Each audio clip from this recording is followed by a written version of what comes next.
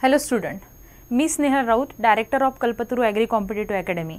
आजच्या सेशनमध्ये आपण बघणार आहोत स्ट्रॅटेजी फॉर एमसीआरचे जे नोटिफिकेशन आलं आहे त्याबद्दलची आपण स्ट्रॅटेजी बघणार आहोत की आपली 8 ऑगस्टला त्यांनी टेंटेटिव्ह डेट दिली आहे की एमसीआरची एक्झाम 8 ऑगस्टला होणार.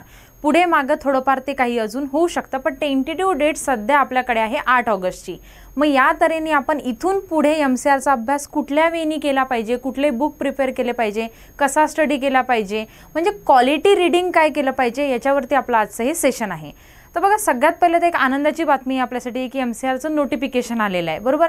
कारण बरेचशा स्टुडंटच्या क्युरीज होत्यात आणि स्टुडंट फार निगेटिव्ह झाले होते की मॅडम एमसीआरचं नेमकं नोटिफिकेशन येणार की नाही येणार, एक्झाम कधी होणार आहे, दिवाळीच्या तेवढ्यात एक्झाम होईल का, कारण मॅडम आता सगळं बंद आहे, एक्झाम तर ऑफलाईनच होईल, ऑनलाईन तर घेऊ शकणार नाही आहे.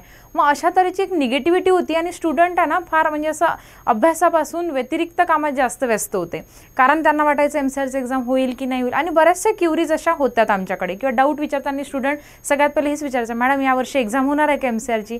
तर होणार आहे, तुमच्यासाठी आनंदाची बातमी आलेली आहे. आणि असं जसं आपण ॲग्री एमपीएससी, IBPS, AFOची वाट बघतो तसंच आपण एमसीआरची सुद्धा वाट बघत असतो. तर त्याचं नोटिफिकेशन आलेलं आहे आणि एक टेंटेटिव्ह डेट दिलेली आहे 8 ऑगस्टची आपल्याला. तर त्यासाठी जवळपास आपल्या जवळ आता 60 ते 70 दिवस आहे. आपल्याजवळ आता जवळपास या एमसीआरच्या प्रिपरेशनसाठी 60 ते 70 डेज आहे. आता काही स्टुडंट 2-3 प्रकारचे स्टुडंट असतात. काही स्टुडंट असे आहे ज्यांनी डिग्रीलाच बऱ्यापैकी चांगला अभ्यास केलेला आहे, त्यांचे कन्सेप्ट क्लिअर असतात ऑलरेडीपासनं. काही स्टुडंट असे असतात जे आता आपल्याला एखादी एक्झाम द्यायची आहे त्यावेळी स्वतः प्रिपरेशन करतात, त्यावेळी स्वतःचे कन्सेप्ट क्लिअर करून घेतात. आणि काही स्टुडंट असे असतात जे आता ॲड आली की तेव्हा अभ्यासाला लागणार आहे की नाही बाबा आता एमसीआरची ॲड आलेली आहे, आता मला एमसीआर करायचे. असे 3 प्रकारचे स्टुडंट असतात. तर प्रत्येकासाठी जे स्ट्रॅटेजी आहे बाळांनो ती एक असू शकत नाही. प्रत्येकाची अभ्यासाची स्ट्रॅटेजी किंवा प्रत्येकाचा जो अभ्यास करण्याची पद्धत आहे ही वेगवेगळी असते. तर याच्या सेशनमध्ये मी तुम्हाला स्ट्रॅटेजी म्हणजे नेमकं काय सांगणार आहे की ज्या लेवलला तुम्ही आहात, आता प्रत्येकाची एक वेगवेगळी लेवल असते. जसं मी तुम्हाला सांगितलं 3 प्रकारचे आपण स्टुडंट बघितले, त्याप्रमाणे तुम्ही कुठल्या कॅटेगरीमध्ये मोडता त्याप्रमाणे तुम्हाला स्टडी करायचं आहे. सो स्ट्रॅटेजी फॉर एमसीआर यामध्ये सगळ्यात इम्पॉर्टंट जर आपल्याला काही असेल तर 2 प्रकारे तुम्ही स्टडी करू शकता. 2 प्रकारे स्टडी करू शकता. आता तुमच्याजवळ 60 ते 70 दिवस आहे, 2 प्रकारे तुम्ही स्टडी करू शकता. सगळ्यात पहिलं तर मी तुम्हाला सांगेल हा वे फॉलो करा. कुठला? रेफरन्स बुकचा. सगळ्यात बेस्ट कुठलं असतं कुठल्याही सब्जेक्टसाठी. आणि आपल्याला यावेळेस त्यांनी दिला आहे पर्टिक्युलरली की बाबा ॲग्रोनॉमी इतक्या मार्क्ससाठी येणार आहे, सॉईल सायन्स इतक्या मार्क्ससाठी येणार आहे, ॲनिमल हजबंडरी एवढ्यासाठी येणार आहे, पॅथॉलॉजी एवढ्यासाठी येणार आहे. तर मेजर सब्जेक्ट जे दिलेले आहे किंवा मायनर सब्जेक्ट पण सगळ्यांचं वेटेज आहे. कारण आणखी यावेळी 2 गोष्टी झाल्या, 80% आपला सिलेबस आहे आणि 20% नवीन इन्क्लूड झालेला आहे. मग आपल्याजवळ आता टाईम कमी असल्यामुळे ह्या 20% लक्ष दिल्यापेक्षा आपण काय करायचं, या 80%वर म्हणजे जसे आपले नॉर्मल सब्जेक्ट आहे कुठले, agronomy, soil science, animal husbandry, horticulture, pathology, entomology, extension, economics, हे जे सब्जेक्ट आहे जे आपल्याला ऑलरेडी आपली त्याच्यावर कमांड आहे किंवा आपल्याकडे सगळे स्टडी मटेरियल त्याचे अवेलेबल आहे, अशा तुम्ही सब्जेक्टवर सध्या लक्ष द्या. या 20%कडे एवढं फारसं तुम्ही सध्या लक्ष देऊ नका. आम्ही ट्राय करतोय हे 20% जे आहे ना हे आम्ही तुमचं कवर करून देऊ एक्झामपर्यंत. त्या टेलिग्रामला याचे एखादी फ्री PDF टाकून देईल मी किंवा आणखी काहीतरी. तर पण तुम्हाला यामध्येही थोडीफार हेल्प आमच्याकडून होऊन जाईल. पण सध्या आपलं एम काय, जे आपल्या हाती आहे त्याच्याकडे लक्ष देणं. आपलं कसं असतं ना, आपल्याजवळ जे आहे त्याच्याकडे आपण लक्ष देत नाही आणि दुसरीकडे तोंड मारत फिरतो, बरोबर.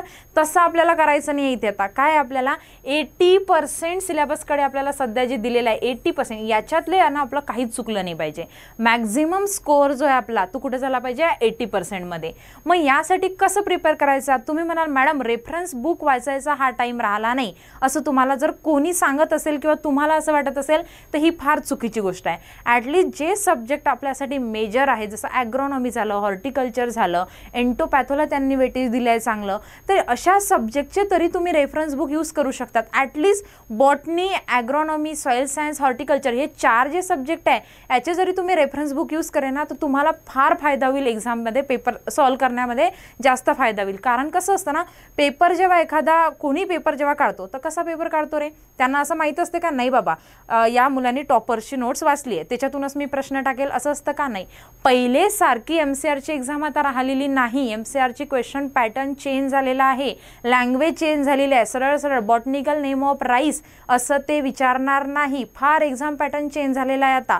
कारण आता काय झाले, कॉम्पिटिशन वाढलेली आहे, जेवढे विद्यार्थी पास आउट होतात त्यापैकी वॅकन्सीज किती कमी असतात MScच्या, त्यासाठी आपल्याला त्या वेळी प्रिपरेशन करावं लागणार आहे. मग मेजर याच्यामध्ये जर काही फॉलो करायचं झालं तर काय करायचं, आपण रेफरन्स बुक यूज केले पाहिजे. पहिले रेफरन्स बुक यूज करायला आताही तुमच्याकडे टाईम आहे, ॲटलिस्ट 4 सब्जेक्टचे तर तुम्ही करूच शकता आणि तेवढे तुम्ही करायला पाहिजे. तर बघा सगळ्यात पहिलं आपण बघू ॲग्रॉनॉमीसाठी मेजरली काय केलं पाहिजे आपण, रेड्डी अँड रेड्डीचं जे बुक आहे प्रिन्सिपल ऑफ ॲग्रॉनॉमीचं, हे तुम्ही रीड करा किंवा अदरवाईज तुम्ही डिग्रीच्या नोट्स यूज करू शकता. टोटल जेवढे आपल्याला ॲग्रॉनॉमी होतं, मेट्रोलॉजी होतं, इरिगेशनचं वेगळं होतं, विट सायन्स यावेळेस त्याने दिलेलं नाही आहे, पण जो आपले डिपार्टमेंट वाईज होतं आपल्याला ते तुम्ही रीड करू शकता. तर डिग्री नोट्स किंवा principle of agronomy by Reddy and Reddy तुम्ही हे बुक वाचू शकता. सेकंड, सॉईल सायन्स साठी तुम्ही fundamental of science by Patil and Mali ही एक नोट्स प्रिपेअर करू शकतात. खूप चांगली नोट्स आहे ही. आणि दुसरं म्हणजे डिग्रीच्या आपल्या नोट्स. हॉर्टिकल्चरसाठी instant horticulture by SN Gupta हे बुक एक फार मस्त बुक आहे, याच्यामध्ये सगळे तुमचे कन्सेप्ट क्लिअर होतील. तर हे इन्स्टंट हॉर्टिकल्चरवाला तुम्ही एक बुक वाचू शकता, जे काय कोणाचं आहे, SN गुप्ताचं आहे. हे एक बुक आहे. बॉटनीसाठी BD सिंग, बॉटनीसाठी कुठलं आहे, BD सिंगचं बुक आहे. तर नाही तुमच्याकडून जास्त रीडिंग होत असेल तर तुम्ही काय केलं पाहिजे, सध्या हे मॅक्झिमम स्कोअर करायसाठी हे पहिले जे 4 आहे, ॲग्रॉनॉमी, सॉईल सायन्स, हॉर्टिकल्चर, बॉटनी, हे 4 सब्जेक्ट कसे पिल्लांनो, याच्यामध्ये थोडेफार कन्सेप्ट आहेत, याच्यामध्ये काय कन्सेप्ट आहे. तर त्याच्यामुळे तुम्ही याच्यासाठी काय केलं पाहिजे, रेफरन्स बुकच यूज केले पाहिजे. कारण हे रेफरन्स बुकशिवाय ना, जर तुमचे कन्सेप्ट क्लिअर नसतील तर रेफरन्स बुकशिवाय ते आताही कुठल्या वन लायनर बुकमधून कव्हर होऊ शकत नाही. मान्य आहे मला. वन लायनर बुक केव्हा यूज केलं पाहिजे आपण, जेव्हा एक्झामला 15 ते 20 दिवस आहे, जेव्हा आपल्याला फक्त रिव्हिजन करायचे आहे, तेव्हा फक्त वन लायनर बुक कुठलंही असो ते तुम्ही जे यूज करत असाल ते फक्त 15 ते 20 दिवसपर्यंत यूज करायचं लास्टला, जेव्हा आपल्याला फक्त काय करायचे, रिव्हिजन करायचे आहे. बट फ्रॉम नाऊ आपल्याला काय करायचं आहे, कमीत कमी हे जे 4 सब्जेक्ट दिसत आहेत, ॲग्रॉनॉमी, सॉईल सायन्स, हॉर्टिकल्चर, बॉटनी, याचे तरी तुम्हाला रेफरन्स बुक यूज करायचे आहेतच. नंतर दिलेलं आहे एंटोमॉलॉजीसाठी रेड्डीचं एक बुक आहे. आणि मॅन्युअल मेन कसं आहे, आपल्या एंटोमॉलॉजीसाठी जे मॅन्युअल होते, प्रॅक्टिकल मॅन्युअल, ते एक इम्पॉर्टंट आहे. आणि पॅथॉलॉजीसाठी एक दुबेचं बुक आहे, हे बुक तुम्ही यूज करू शकता. रेड्डीचं बुक झालं एंटोसाठी, पॅथोसाठी आपलं झालं दुबेचं बुक. नंतर इकॉनॉमिक्ससाठी सुबा रेड्डीचं बुक आहे, एक एक्सटेन्शनसाठी आहे रेयान सुपेचं बुक आहे, किंवा डिग्रीची नोट्स. ASDS साठी स्पेशली बॅनर्जीचं बुक, किंवा याच्यासाठी लातूर नोट्स पण फेमस आहे. याच्यासाठी लातूर नोट्स जी आहे आपली ही पण फार फेमस आहे. ॲनिमल हजबंडरीसाठी तुम्ही हे पण वाचू शकता. आणि फूड प्रोसेसिंग याच्यावर जे त्यांनी वेटेज दिलेले, या फूड प्रोसेसिंगसाठी आपण परभणीची नोट्स वाचू शकतो. तर ही लातूरची नोट्स आणि ही परभणी नोट्स ह्या तुम्हाला 2 वाचणं आहे. त्यानंतर एक्सटेन्शनसाठी रेयान सुपेचं आणि इकॉनॉमिक्ससाठी आपण बघितलं सुबा रेड्डीचं बुक. आता याच्या व्यतिरिक्त आता हे रेफरन्स बुक यूज झाल्यानंतर मी सांगितलं मेजरली या 4 सब्जेक्टचे तरी यूज करा. हे झाली एक स्ट्रॅटेजी, म्हणजे आपण रेफरन्स बुक थ्रू जाऊ. पहिले काय करू आपण, आपल्याकडे आता 60 दिवस आहे, 60 दिवसापैकी पहिलेचे 30 ते 35 दिवस काय करू, 3 ते 4 सब्जेक्टचे रेफरन्स बुक आपण कव्हर करू. आणि होऊ शकतात, तुम्ही जर केलं तर होऊ शकतात. त्या प्रकारे तुम्हाला तुमचा स्केड्यूल आखावा लागेल आणि त्या प्रकारे तुम्ही टाईम मॅनेजमेंट करून तुम्ही सगळं करू शकता, वाचू शकता. आताही सुद्धा वेळ गेलेली नाही आहे आपल्याकडून. तर बघा हे जे सब्जेक्ट आहे याचे तर तुम्हाला रेफरन्स बुक यूज करायचे आहे. दुसरी आणखी एक कुठली मेथड आहे, ज्यांचा अभ्यास झालेला आहे म्हणजे काय म्हणा, अभ्यास होणे म्हणजे काय, त्यांना ऑलरेडी काहीतरी कन्सेप्ट माहिती आहे, कुठेतरी त्यांनी क्वेश्चन सॉल्विंग केलेलं आहे. असे विद्यार्थ्यांनी काय करायचं, किंवा कोणाला फारच कंटाळा आला की नाही मॅडम आता रेफरन्स बुक नाही वाचायचे, आम्हाला काहीतरी सोपं सांगा एकदम की कसा अभ्यास करायचा, तर त्यांनी सगळ्यात पहिले काय करायचं, ज्या मेजर सब्जेक्ट आहे ना आपले, जसं ॲग्रॉनॉमी, बॉटनी, सॉईल सायन्स, हॉर्टी, याची डिग्री नोट्स वापरायची. ज्याही आपल्याला डिग्रीच्या नोट्स होत्या या नोट्स रीड करा. या नोट्स आपल्याकडे इझिली अवेलेबल होऊन जातात. तर या डिग्रीच्या नोट्स यूज करा. याच्यातून आहे ना पॉईंट्स काढा. तुम्हाला जी एखादी गोष्ट असते जी पाठ करायसारखी असते त्याचे पॉईंट्स काढत चला. पॉईंट्स काढल्याशिवाय नुसतं वाचत गेले अशाने अभ्यास होत नाही. त्याचे पॉईंट्स काढा, वारंवार त्याला रिवाईज करा, तेव्हा तुम्हाला ते लक्षात राहील. नंतर हे बुक जेव्हा रीडिंग झाले त्याच्यानंतर काय करायचं, volume first and second degree notes झाल्यानंतर व्हॉल्यूम फर्स्ट अँड सेकंड जे अरुण कत्त्यांचं बुक आहे हे तुम्हाला रीड करायचं आहे, व्हॉल्यूम फर्स्ट अँड सेकंड. आणि सेकंड आहे निमरा सुंडाचं बुक, हे बुक एक तुम्हाला यूज करायचं आहे. आणि थर्ड यायचं आहे नंतर टॉपर नोट्सकडे. बघा एक सिक्वेन्स असतो ना, अभ्यासाचा एक सिक्वेन्स असतो. तुम्ही कुठली एक्झाम द्या, सगळ्यात पहिले त्या एक्झामबद्दल समजून घ्या. असं का आलो एक बुक वाचलं आणि गेलो एक्झामला, नाही, तसं होणार नाही. तुम्ही पहिले एक्झाम समजून घ्या कसं आहे, कुठल्या सब्जेक्टला किती वेटेज दिलेलं आहे, ते सगळं दिलेलं आहे PDF-मध्ये. जे नोटिफिकेशनची PDF आहे त्याच्यामध्ये आलेलं आहे सगळं, कुठला सब्जेक्ट किती कॉन्ट्रीब्यूट करणार आहे यासाठी. पहिले ते एक समजून घ्या. किंवा नेहा मॅडमनी पण याच्यावरती सेशन घेतलं होतं, त्यामध्ये बरेचसे डाऊट स्टुडंटचे क्लिअर केलेले आहे. तो एकदा व्हिडिओ तुम्ही बघून घ्या असं हवं असल्यास तर. परंतु याच्यासाठी ना पहिले तुम्ही बघून घ्या की कुठले सब्जेक्ट इम्पॉर्टंट आहे, त्यानंतर अभ्यास करायचा असतो. असं नाही आहे की कुठलंही बुक वाचलं आणि गेलो पेपरला, नाही, असं बिलकुल करायचं नाही. एक प्रॉपर वे असतो. आपण जेव्हा लहान होतो तेव्हा आपल्याला सगळ्यात पहिले आपल्याला आईने असं डायरेक्ट शाळेतल्या हे शिकवलं होतं का आपल्याला पहिले थोडं थोडं, जसं मम्मी म्हणणं, बाबा म्हणणं, आई म्हणणं असं शिकवलं होतं. नंतर ABCD आपल्याला शिकवलं. एक शिकवायची पद्धत असते आणि आपण स्वतः एक अभ्यास करायची पद्धत असते. तर त्यानुसार एक प्रॉपर वेनी जायचं आहे. सगळ्यात पहिले प्रॉपर वे म्हणजे तुम्हाला डिग्री नोट्स यूज करायचे आहे. सेकंड जे आहे तुम्हाला volume first and volume second, या 2 नोट्स यूज केल्याशिवाय तुम्हाला या 2 नोट्स यूज करता येणार नाही. सध्या पुरतं सॅटिस्फॅक्शन तुम्हाला या नोट्सनी भेटू शकतं की मॅडम मला सुंडामधलं सगळं काही येतं आणि टॉपर्स नोट्समधलं पण सगळं काही येतं, पण जेव्हा तू पेपरला जातो तेव्हा तुला काहीच येत नाही, असं ऑब्झर्व केलं आहे मी स्टुडंटच्या बाबतीत. म्हणून सांगते की पहिले डिग्री नोट्स यूज करायच्या, नंतर volume first and volume second ह्या 2 वाचून झाल्या ना की त्यानंतर लास्टचे जे आपल्याकडे 20 दिवस उरतात, 40 दिवस तुम्हाला हा अभ्यास करायचा आहे. जे रेफरन्स बुक न वाचता इकडे शिफ्ट होणार आहे त्यांना 40 दिवस हा अभ्यास करायचा आहे पहिले. बाकीचे राहिलेले 20 डेज जे आहे त्यामध्ये तुम्हाला निमरा सुंडा आणि टॉपर्स नोट्स वाचायची आहे. या 2 नोट्स तुम्हाला रीड करायचे आहे. At last you have to solve the objective for practice, आणि जे तुम्ही कांतवाच्या ऑब्जेक्टिव्ह बुकमधून सॉल्व करू शकता. एक चांगलं बुक आहे हे ऑब्जेक्टिव्हचं, यामधून तुम्ही ऑब्जेक्टिव्ह सॉल्व करू शकता. मॅडम ऑब्जेक्टिव्ह सॉल्व करायचे का, टेस्ट सिरीज इम्पॉर्टंट आहे का, टेस्ट देऊन बघायच्या का? खूप जास्त इम्पॉर्टन्स या गोष्टीचं असतं का, आपण वाचतो एखादा, जर आपण टिलेजचा टॉपिक आहे किंवा आपण इरिगेशनचा एक टॉपिक बघू, आपण वाचला, तो वाचल्यानंतर किती लक्षात राहिलं याच्यासाठी आपल्याला काय करावं लागणार आहे, क्वेश्चन सॉल्विंग करावं लागणार आहे. पर्टिक्युलर टॉपिक वाईज सुद्धा आपल्याकडे ऑब्जेक्टिव्ह अवेलेबल असतात, प्लस एका प्रॉपर सब्जेक्टचे पण आपल्याकडे ऑब्जेक्टिव्ह अवेलेबल असतात. त्यानंतर सगळ्यात महत्त्वाचं आहे, हे बुक तर तुम्ही ऑब्जेक्टिव्हचं वाचा, पण तुम्हाला जर टेस्ट सिरीज असेल ना तर टेस्ट सिरीज सॉल्व करा. टेस्ट सिरीज कुठली असू द्या, तुम्ही टेस्ट सिरीज सॉल्व करा, कारण टेस्ट सिरीजचा फार फायदा होता. आणि स्पेशली ऑनलाईन सॉल्व केल्यापेक्षा ते OMR शीटवर सॉल्व करायची, कारण तुमचा पेपर ऑफलाईन होणार आहे आणि त्याच्या आपण राऊंड करतो ना, त्याच्यात फार घोड होतो.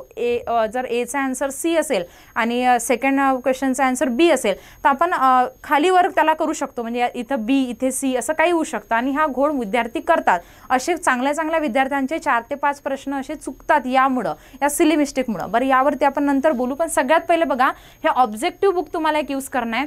तर ही एक नॉर्मल स्ट्रॅटेजी आहे. हे ज्यांचा काहीच अभ्यास झालेला नाही ते स्टुडंट सुद्धा हे फॉलो करू शकतात. एक आपण सेकंड बघितली रेफरन्स बुकची. आता अभ्यास करायची एक पद्धत असते पिल्लांनो. अभ्यास करायचा कसा मॅडम, तुम्ही तर सांगितलं आता हे बुक यूज करा, ते बुक यूज करा, पण नेमकं काय करायचं आहे, सगळ्यात पहिले ना तुम्हाला स्केड्यूल बनवावा लागेल. तुमचा स्केड्यूल बनवावा लागेल तुम्हाला नेमका, की MCRच्या एक्झाममध्ये तुम्हाला किती स्कोअर पाहिजे. जर एखाद्याला वाटत असेल मला राहुरीत ॲडमिशन पाहिजे तर मेहनत तेवढीच घ्यावी लागेल. एखाद्याला वाटत असेल मला अकोला युनिव्हर्सिटीमध्ये ॲडमिशन घ्यायची आहे, त्या प्रकारची मेहनत तुम्हाला करावी लागणार आहे. आणि स्वप्न कधी मोठं बघायचं ना, स्वप्न आपण राहुरीचंच बघायचं. तर राहुरीसाठी तुम्हाला अभ्यास जर करायचा असेल तर सगळ्यात महत्त्वाचं आहे तुमचं स्केड्यूल काय आहे दिवसभरातलं, किंवा तुमची अभ्यास करायची पद्धत कसं आहे. मी तुम्हाला असं सांगणार नाही एवढा तास अभ्यास करा, तेवढा तास अभ्यास करा, नाही, कारण प्रत्येकाचा ग्रास्पिंग पॉवर हा वेगळा असतो. कोणाला 2 तासात सर्व लक्षात राहतं, कोणाला 8 तासात काहीच लक्षात राहत नाही. प्रत्येकाचा ग्रास्पिंग पॉवर हा वेगळा असतो. पण सध्याच्या कंडिशनला एकच गोष्ट सगळ्यात जास्त तुमच्यासाठी इम्पॉर्टंट राहणार आहे, दॅट इज द रिव्हिजन. आपलं कसं असतं ना, आपण काय करतो सगळ्यांजणांचं, आणि आम्ही हे चुका केल्या म्हणून सांगते तुम्हाला. आज आपण एक वाचलं, समजून घ्या, ॲनिमल हजबंडरीबद्दल आपण बोलू. आपण ॲनिमल हजबंडरीमध्ये काय केलं, ॲनिमल हजबंडरीमध्ये आपण आज कॅटल ब्रीड आणि बफेलो ब्रीड वाचल्या. ह्या आज पूर्ण दिवसभरात मी काय अभ्यास केला तर मी ॲनिमल हजबंडरीमधल्या कॅटल ब्रीड आणि बफेलो ब्रीड वाचणार. आता याच्यावर तुम्ही जेव्हा सेकंड डेला, म्हणजे आज मी दिवसभरात हा अभ्यास केला, उद्या जेव्हा कुठलाही टॉपिक स्टार्ट करताय सेकंड डेला, जर लेटेस्ट सपोज दॅट तुम्हाला याच्यामध्ये शीप आणि गोट ब्रीड वाचायचे असेल तर याला हात लावायच्या आधी, या टॉपिकला टच करायच्या आधी काय करायचं, आदल्या दिवशी काय वाचलं ना याला पहिले रिवाईज करायचं. रिव्हिजन खूप जास्त इम्पॉर्टंट आहे. रिव्हिजन जर तुम्ही केली नाही तर त्याच्याशिवाय तुमची एक्झाम क्रॅक होऊ शकत नाही. कारण वन टाइम लर्निंग होतंय ना आपलं, फक्त एकदाच वाचतोय आपण फक्त. तर त्यापेक्षा काय करायचं, आणि तसं पण डेला समजून घ्या, तुम्ही आज एखाद्या टॉपिकचा अभ्यास केला, इरिगेशन तुम्ही आज वाचलं, तर रात्री झोपायच्या आधी काय करायचं, 15 मिनिट आहे ना रिवाईज करायचं. एक तर तुम्ही बुक समोर ठेवून पण रिवाईज करू शकता, अदर तुम्ही माइंडमध्ये आठवून पण तुम्ही विचार करू शकता आज आपण काय काय वाचलं आणि आपल्याला किती आठवतंय. तर रिव्हिजन जर टेक्निक तुम्ही फॉलो केली तर तुम्हाला कुठली एक्झाम असो, MCRची एक्झाम असो किंवा ॲग्री रिलेटेड आपली कुठली एक्झाम असो, ती क्रॅक करायला इझी जाईल. जर तुम्ही रिव्हिजन करत नसाल तर अभ्यासाचा जास्त फायदा होत नाही. तर 2 गोष्टी तुम्हाला लक्षात ठेवायचं, एक तर बुक कुठले पर्टिक्युलर यूज करायचे, त्यानंतर लक्षात ठेवायचं आहे तुम्हाला की रिव्हिजन काय आहे सगळ्यात जास्त इम्पॉर्टंट आहे. रिव्हिजन केल्याशिवाय तुम्हाला लक्षात राहणार नाही, कारण काही कन्सेप्ट असतात, काही फॅक्ट्स असतात. या दोन्ही गोष्टीसाठी आपल्याला रिव्हिजन इम्पॉर्टंट आहे. फॅक्ट्ससाठी तर इम्पॉर्टंटच आहे, कारण कन्सेप्ट तरी एकदा जर आपल्याला समजून गेला तर तो आयुष्यभर आपल्या लक्षात राहतो. म्हणजे काही फॅक्ट्स असतात ते आपल्याला वारंवार रीड करावे लागतात. काही टेबल्स बनवा, जसं तुम्हाला बॉटनिकल नेम कशाचं राहत नसेल लक्षात, सायंटिफिक नेम लक्षात राहत नसेल, कशाचा क्रोमोझोम नंबर लक्षात राहत नसेल, ग्रुप स्टडी करा, तुमच्यामध्ये ग्रुप बनवा. तुम्ही कॉलेजचे एवढे सगळे फ्रेंड्स असतात, असं नॉर्मली आपण चॅटिंग करतो, त्यापेक्षा तुमच्या लेवलला एक ग्रुप बनवा. एक डेलीचं टार्गेट देत चला, एखाद्याला ॲडमिन बनवून टाका. तसं तर आपण ॲडमिनला भरपूर कामं देतो ना, एक असं काम करा, एक मस्त व्हॉट्सअपचा ग्रुप बनवा, त्याला एखाद्याला ॲडमिन करा, त्याला सांगायचं डेलीचं टार्गेट दे बाबा. फ्रीमध्ये सुद्धा तुम्ही या सगळ्या गोष्टी करू शकता तुमच्या लेवलला, तुम्हाला कुठेही जायची गरज नाही आहे. तर अशा तऱ्हेने तुम्ही अभ्यास केला ना तर एखादा टाईम ठरवायचा, रात्री 8चा 9चा 10चा जो सुटेबल असेल तुमच्यासाठी, त्या दिवशी कोणी काय अभ्यास केला तिथे डिस्कस करायचं, किंवा कॉन्फरन्स कॉलवर सुद्धा चांगला स्टडी होतो. आता आमचे जे कल्पतरूच्या मागच्या वर्षीचे AFOचे रिझल्ट आहेत, त्यांनी फक्त आणि फक्त म्हणजे कॉलवर डिस्कस करून किंवा अशाच तऱ्हेने एक्झाम क्रॅक केली आहे. त्यांना काही अवेलेबल नव्हतं तेव्हा त्यांचा एक व्हॉट्सअप ग्रुप बनवला होता, त्याच्यानंतर कॉलिंग हे वारंवार होतं, त्याच्यामुळं त्यांचे रिझल्ट आले आहे. कारण हे इम्पॉर्टंट असतं. आज मी काहीतरी वाचते पण दुसरा व्यक्ती माझा कॉम्पिटिटरच आहे ना, तो काय वाचतो याच्याकडे तुम्हाला लक्षात ठेवावं लागेल. नाही तर आपण वाचत चाललो आपलाच अभ्यास, दुसरे आपल्यापेक्षाही जास्त अभ्यास करताय ना, ते एक लेवल तुम्हाला लक्षात आली पाहिजे. आणि कसं होतं ना, एक जलसी फील होते आपल्याला. लेटर सपोज आपला 5 जणांचा ग्रुप आहे, 5 जणांमध्ये मी तुम्हाला टार्गेट दिलं की आज तुम्हाला राईस आणि व्हीट 2 क्रॉप वाचून यायचे आहे. मग मी जसं क्वेश्चन टाकते एखाद्याचा राईसचा, वाईल्ड फॉर्म ऑफ राईसला काय म्हणतात असं मी क्वेश्चन टाकला, आणि लगेच जर दुसरं कोणीने आन्सर केलं तर आपल्याला वाटतं अरे मला नाही आठवलं, याला कसं आठवलं, हिला कसं आठवलं. अशा तऱ्हेने आपण काय करतो, दुसऱ्या दिवशी आणखी जास्त वाचायला सुरुवात करतो. ते एक जलसी निर्माण होते, कॉम्पिटिशन निर्माण होते, आणि याचा एक फायदा होतो त्याच्यामध्ये की तुम्ही तुमच्या मित्रामध्ये मैत्रिणीमध्ये ग्रुप स्टडी चांगल्या प्रकारे करू शकता. आता तुम्ही ऑफलाईनला तर भेटू शकत नाही, मग ऑनलाईन सुद्धा आपण करू शकतो, व्हॉट्सअप ग्रुपद्वारे किंवा कॉलिंगद्वारे तुम्ही हे सगळं करू शकता. तर डिस्कशन सुद्धा इम्पॉर्टंट आहे. तर डिस्कशन बऱ्याचशा मुलांचं असं होतं की मॅडम आता तर नाही, म्हणजे फोनवर कसं डिस्कशन होणार आहे ना, केल्याने सगळंच होते बाळांनो, आणि तुम्ही ते करू शकता. ॲग्रीवाले आपण काही करू शकतो. सो MCRच्या स्ट्रॅटेजीसाठी एकच गोष्ट लक्षात ठेवा, तुम्हाला जे मी बुक सांगितले आहे, एक तर तुम्हाला तेवढे सगळे बुक सगळे वाचायचे आहे.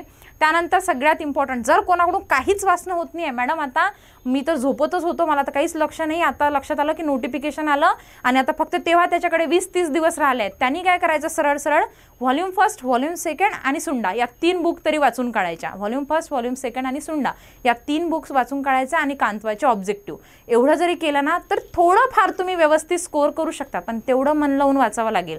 कारण MCRची एक्झामची लेवल आता फार चेंज झाली आहे. पहिल्यासारखी 2010, 12, 11, 13, 14पर्यंत जी लेवल होती ती लेवल आता राहिलेली नाही आहे, फार लेवल चेंज झालेली आहे. सो सगळ्यात इम्पॉर्टंट MCRच्या स्ट्रॅटेजीमध्ये रिव्हिजन आहे.